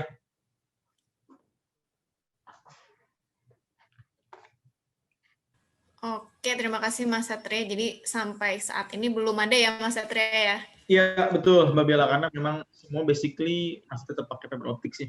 Oke, mungkin kalau misalnya Pak Wira mau coba layanannya Bali Fiber nih bisa mampir ke public social yang telah ada free wifi-nya Bali Fiber ya Mas Satria ya? Oke, ya, betul. Kita lanjut ke pertanyaan dari Bapak Denny Rizky, PT Wisma Kartika, ditujukan kepada Bapak Bowo. Boleh dijelaskan Pak bagaimana cara memilih produk investasi yang cocok untuk keuangan saya? Apakah ada acuannya? Silahkan Pak Bowo. Rizky, Denny ya, selamat siang ya. Terima kasih pertanyaannya. Bagaimana cara memilih produk investasi yang baik gitu ya, yang sesuai gitu ya. Balik lagi pertanyaannya, ini apakah ada acuan yang fix? Sebetulnya acuannya sulit ya. Saya kalau di kantor selalu bilang analoginya kayak milih istri gitu ya. Kalau milih istri atau milih pasangan hidup, acuannya apa ya? Yang penting comfortable, ya kan, gitu ya. Jadi Anda lihat sebetulnya tingkat risiko mana yang Anda comfort. Apakah saya kalau main di reksadana saham dengan indeks yang masih gonjang-ganjing, aku deg-degan nggak ya, kira-kira gitu ya. Oh kalau gitu saya nggak bisa tuh kalau deg-degan. Saya reksadana yang lebih risikonya lebih kecil, pasar uang aja ya. Balik lagi juga pertanyaannya saya kaitkan dengan sebelumnya, berapa persen yang kita harus potong gitu ya. Saya akan bilang kalau boleh, kalau kuat itu adalah sekitar 10 sampai 30% dipotong gitu ya. Atau mulai dengan 10 tambah gitu ya. Tetapi antara range itu akan amat bagus gitu ya. Kira-kira di situ pertanyaan itu ya, apa yang cocok, apakah ada acuannya? Acuannya balik lagi adalah comfortability, kemudian pengetahuan Anda cukup kuat, atau kalau mau sebetulnya bisa tanya-tanya dengan kami ya. Kami ada di sosial media kita. Itu Anda bisa chat, bisa tanya, gimana caranya sih aku mulai dengan 100.000 bisa enggak, saya mulai dengan 200.000 bisa enggak, mana yang lebih bagus. Teman-teman dari Indo Sterling Asset Management akan membantu.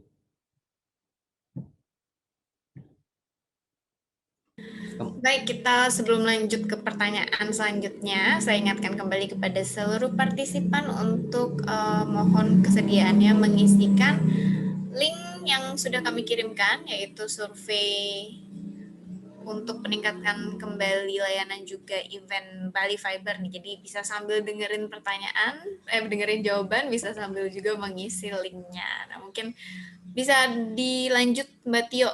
Pertanyaannya dari siapa nih selanjutnya nih?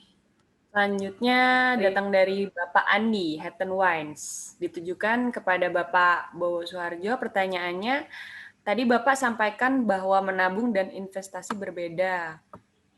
Kendala investasi properti perlu modal besar. Yang paling mudah adalah investasi emas. Investasi dengan saham reksadana banyak yang belum familiar dan belum paham dalam mengoperasikannya. Bagaimana solusi atau tips agar sukses bermain saham? Berapa lama investasi di Indo Sterling agar bisa mendapatkan keuntungan yang diharapkan? Silakan Bapak. Oke, pertanyaannya cukup banget Pak Andi ya. Pertama saya akan bahas yang mana ya? Oke, pertama akan saya coba jawab adalah bagaimana kalau kita mau investasi di saham ya. Nah, balik lagi sekarang Bursa Efek Indonesia IDX ya, BEI itu punya program yang namanya Yuk Nabung Saham ya. Jadi instead of mereka menganggap bahwa investasi saham, mereka menganggap nabung gitu ya. Nabung ini saving di investment. Ya. Caranya kalau kita ngambil saham apa sih? Kita lihat dulu prinsip itu kalau kita membeli atau investasi di dalam saham adalah kita itu dianggap sebagai pemilik dari perusahaan. Nah, caranya bagaimana kita milih saham yang baik? Pertama adalah industri. Industri apa yang menurut Bapak paling bagus dengan masa-masa seperti ini? Misalnya tadi udah dijabarkan industri perbankan. Oke, udah itu kan sudah narrowing down, udah tersaring. Saham-saham perbankan yang ada di bursa apa aja? 1, 2, 3 BCA, BRI tanpa bermaksud itu ya. BNI, Mandiri, dan lainnya. Oke, kita lihat mana yang menurut Anda paling bagus.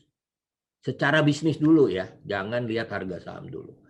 Ya, kemudian kita dapat misalnya 1, 2, 3. Oke, dari 3 ini kemudian kita lihat, yang ini yang paling bagus. Yang swasta.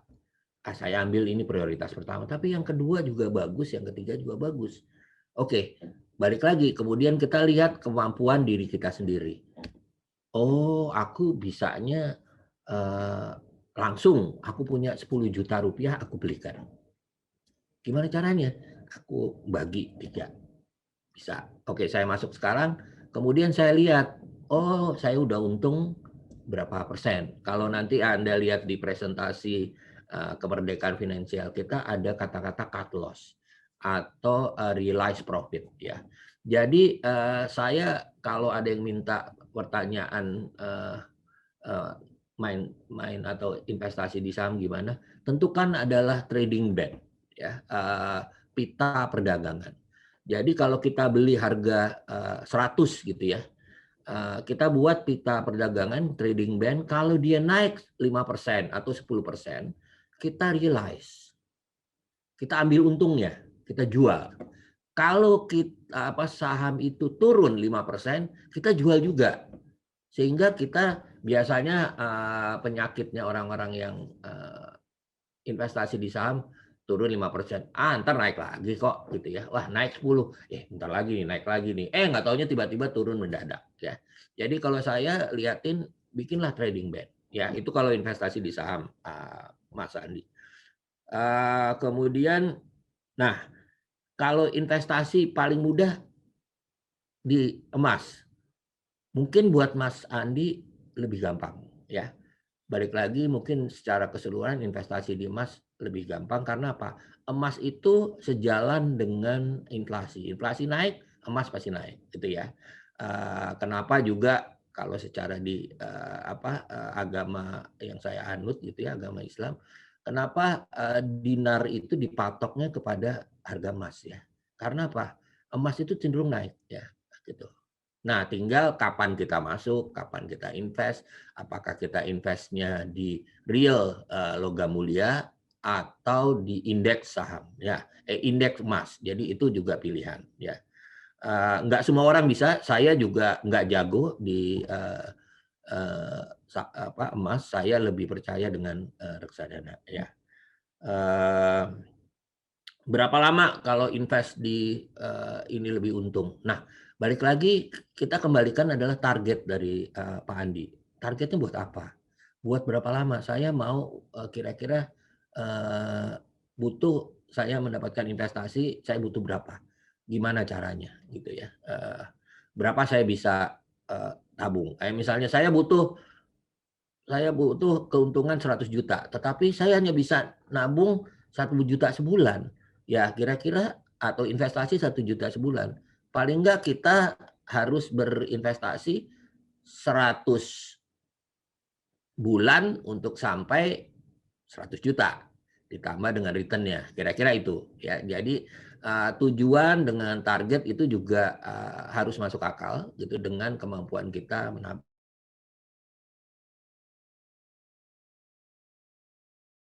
Perlu modal besar. Setuju, Mas, gitu ya. Tetapi sebetulnya di pasar modal itu banyak media ya yang bisa dikerjasamakan untuk membantu pendanaan alternatif di bidang properti. Ya, tidak hanya di properti, sebetulnya di bisnis Anda gitu ya.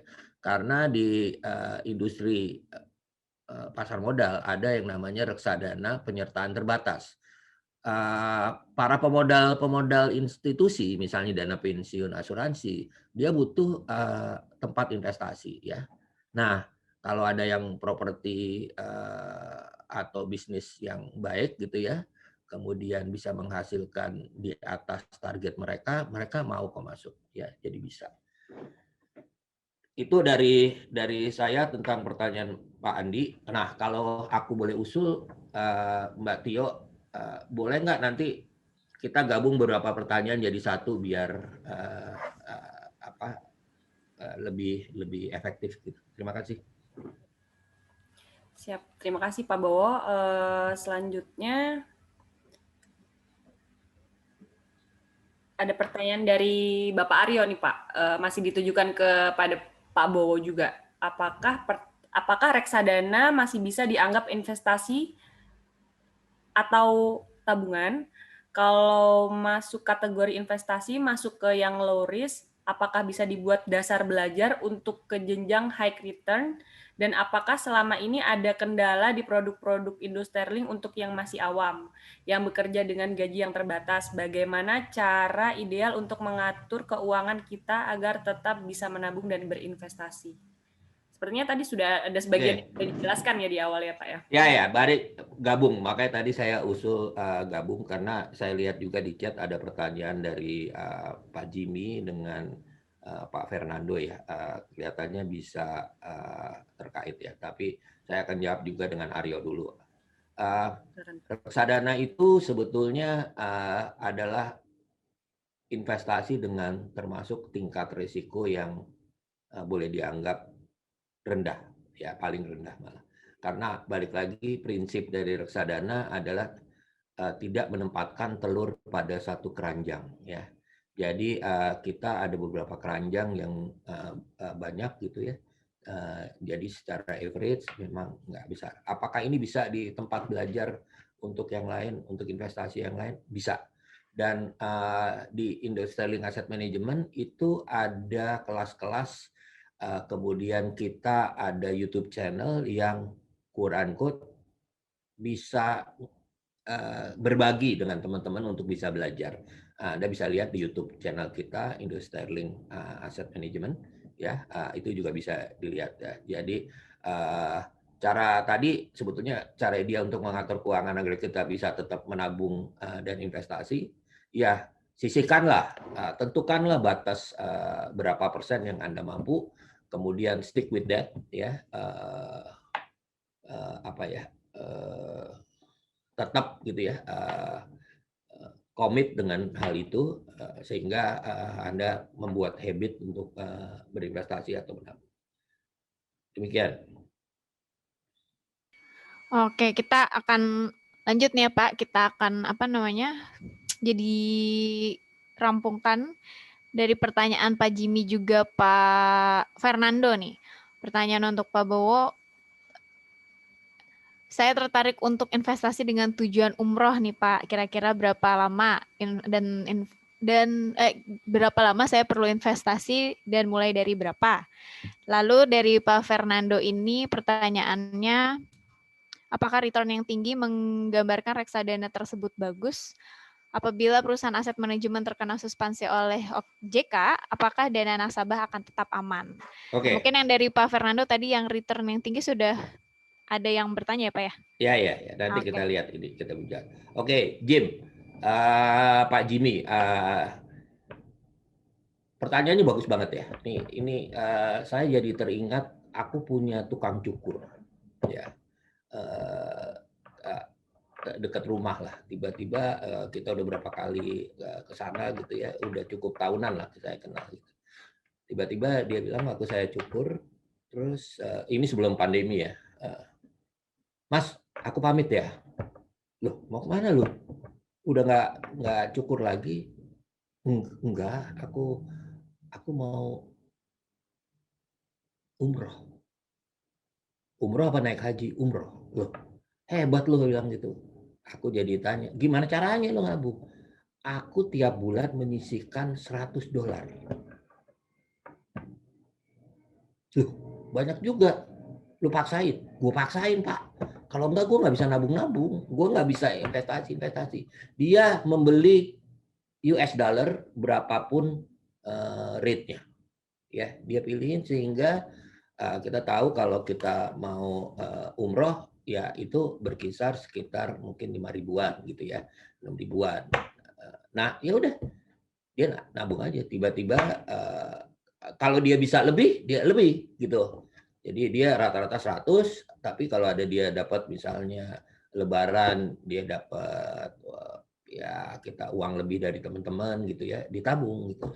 Nah, diinvestasikan. Dia kebetulan istilahnya dia membeli dolar aja ya, sehingga tertutupi gitu ya. Nah, demikian juga kalau Mas Jimmy mau masuk umroh, kemudian mau memilih, saya maunya yang syariah gitu ya. Meskipun kalau saya saham itu juga termasuk syariah karena bagi hasil, karena sebetulnya harga saham itu mencerminkan dividen dari perusahaan ya. Tergantung bisnisnya aja, kita lihat bisnis mana yang syariah gitu ya. Buatlah Pak Jimmy return berinvestasi secara berkala. Berapapun Anda bisa, Anda sisihkan. Kalau memang mau umroh, ada baiknya Anda berinvestasi dalam mata uang US dollar karena biasanya kita bayarnya US dollar sehingga tidak terkena risiko perubahan risiko kurs ya. Nah, kemudian Pak Fernando, return tinggi mewujudkan return bagus atau tidak? Iya dan tidak. Iyanya betul, itu menghasilkan yang baik. Tetapi kita mesti lihat apakah ada satu pernyataan yang dalam investasi di reksadana, hasil yang lalu tidak mencerminkan hasil ke depan. Tetapi itu merupakan pattern. Jadi Anda harus lihat adalah sebetulnya kayak kalau tadi kita memperlihatkan, bentar ya, ini saya balik lagi sharing ininya. Nah ini ya, yang kita lihat itu tingginya ini adalah perbedaan dengan indeks. Indeks ini warnanya biru ya. Nah kalau kita lihat, kenapa saya bilang bukan karena reksadana ini reksadana kita juga gitu ya, tetapi bukan karena kita jualan pure gitu ya. Tapi kalau kita lihat di sini, ini dilihat bahwa deltanya itu menjadi besar, lebih besar. Ya, kalau kita lihat dari kita tarik garis begini, ini bisa lebih besar lagi gitu ya. Jadi yang kita lihat sebetulnya adalah pattern. Bagaimana reksadana itu berperilaku dengan acuannya. Itu yang dilihat. Jadi bukan dannya. Tadi maaf kelihatan ya. Sorry. Mungkin enggak saya sharing tadi. Belum nampak, Pak. Oke.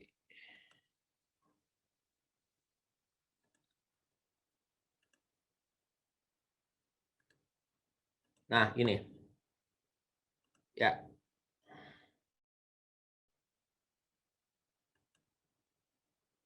Nah, ini Pak Fernando ya. Ini reksadana kita ini masuk dalam reksadana unggulan ya. Masuk dalam 5 besar reksadana terbaik gitu ya. Nah, yang dilihat adalah sebetulnya delta atau perbedaan dengan indeksnya. Ini indeks harga saham gabungannya ya. Kalau kita lihat pas pandemi, pas pandemi sama nih, tapi makin lama deltanya makin besar nih gitu ya. Oh, jadi dia berperilaku terhadap indeks itu jauh lebih baik gitu dibandingkan indeks. Nah, kedepannya gimana? Ini jadi pattern, jadi pola bahwa kemungkinan dia lebih baik akan jauh lebih besar dibandingkan dia lebih ini. Yang dilihat itu. Jadi investasi memang apakah ada risiko yang lain? Ada gitu ya. Tetapi ini akan jauh lebih baik. Demikian. Pak Jimmy juga tadi sudah aku jawab ininya. Kemudian bentar barangkali ada yang lain. Ada tanggapan Pak dari Pak Jimmy. Terima kasih Pak Bowo untuk insight nabung dalam dolar. Apakah reksadana ada mata uang dolar? Saya akan coba mulai tabung setiap bulan. Nah, ada apa dalam mata uang dolar ya. Sebelum saya bergabung dengan Indo Sterling, saya mengelola reksadana mata uang asing pertama di Indonesia ya. Mungkin 2 pertama lah. Saya waktu itu kerja di Dana Reksa ya. Tapi sekarang begitu banyak reksadana dalam dolar ya. Jadi kita lihat aja mana dari situ Anda lihat mana manajer investasi yang Anda comfortable, mana yang menurut Anda baik gitu ya. Kemudian mulai cadangkan aja gitu ya. baik, terima kasih Pak Bo. Kita karena waktu yang akan mengakhiri semuanya ini, masih punya waktu sekitar 3 menit nih Mbak Tio nih. Kita langsung cepet aja ya pertanyaannya. Terakhir untuk Mas Satria nih, ada 2 pertanyaan. Ya. pertanyaan dari Pak Jimmy adalah, tahun ini saya berniat untuk memulai berwirausaha dalam bidang marketing dan membutuhkan insight tentang pengembangan Instagram maupun YouTube. Kira-kira langkah strategis apa yang bisa saya lakukan untuk memulai Instagram atau YouTube agar bisa dimonetize? Lalu pertanyaan selanjutnya ini dari Bapak Andi. Apakah kedepannya akan ada proyek Denpasar Smart City? Karena yang tadi disampaikan banyak update dan progres di Jakarta aja. Apakah sudah ada jaringan Bali Fiber di seluruh kota Denpasar, yaitu Denpasar Timur, karena pada websitenya hanya mengcover Denpasar Barat, Benoa, Ubud, Legian, dan Kintamani. Silakan Mas Satria. Oke, pertama saya jawab yang dari Pak Andi apa Bu Andi ya? Dari perusahaan Pak Andi. Pak Andi ya, Iya. dari Hatton Wine. Untuk saat ini kita memang sedang menjalin kerjasama Pak sama Pemprov Denpasar. Hampir relatif sama seperti yang di DKI untuk konsepnya Smart City. Cuman kita lagi memang mengkonsepkan untuk di daerah Denpasar itu untuk wilayah dari pantai ataupun tempat-tempat rekreasi Pak. Yaitu berupa free wifi. Kita memang lagi sedang berjalan Pak, on progress pemasangan segala macam. Konsepnya bersama. Bedanya kalau untuk yang di Jakarta sendiri itu merupakan dari CCTV. Kalau yang di Denpasar Bali ini yang kita sedang on progress yaitu untuk free wifi Pak di akses pantai, kemudian di beberapa public area tempat rekreasi. Jadi harusnya 1-2 tahun ini untuk progres sudah selesai sih Pak Andi. Itu yang bisa saya jawab. Kemudian yang berikutnya tadi apa Bel? Yang pertama Bel, sorry dari Pak siapa? Pertanyaannya dari Pak Jimmy itu bagaimana atau langkah untuk membuka wirausaha dengan cara YouTube, menggunakan YouTube dan Instagram agar bisa monetize.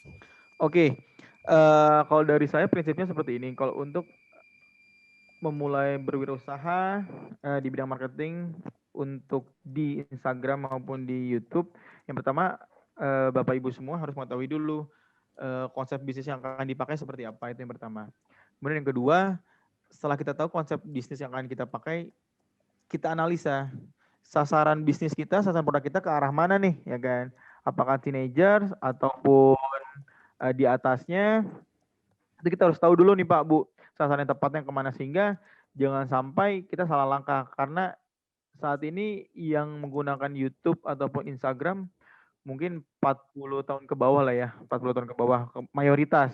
Tapi tidak kemungkinan 40 tahun ke atas menggunakan sosial media baik itu YouTube maupun Instagram. Kemudian yang berikutnya kita harus bisa membuat desain untuk di publik ya, untuk dipublish di Instagram maupun di mana di YouTube dengan desain-desain yang memang mudah terbaca oleh masyarakat dan mudah dipahami. Karena apa? Apabila memang dari sisi desain sendiri sulit dimengerti, sulit dibaca oleh konsumen, itu membuat saya nih ya kalau memang membaca seperti itu malah saya skip aja. Jadi kita buat semenarik mungkin, se-catching mungkin untuk desain-desain yang memang mudah dipahami dan dipelajari. Mungkin itu sih Mbak Bella. Oke, siap Mas Satria, terima kasih untuk jawabannya. Nah, tadi ada pertanyaan juga namun sudah dibantu dijawab langsung oleh Pak Bo ya melalui chat room. Nah, mulai dari sini mungkin semua rekan-rekan di sini partisipan sudah mulai terbuka nih, apa sih bedanya investasi dan tabungan dan bagaimana untuk mengelola keuangan kita untuk bisa berinvestasi tentunya. Terima kasih sekali lagi Pak Bowo.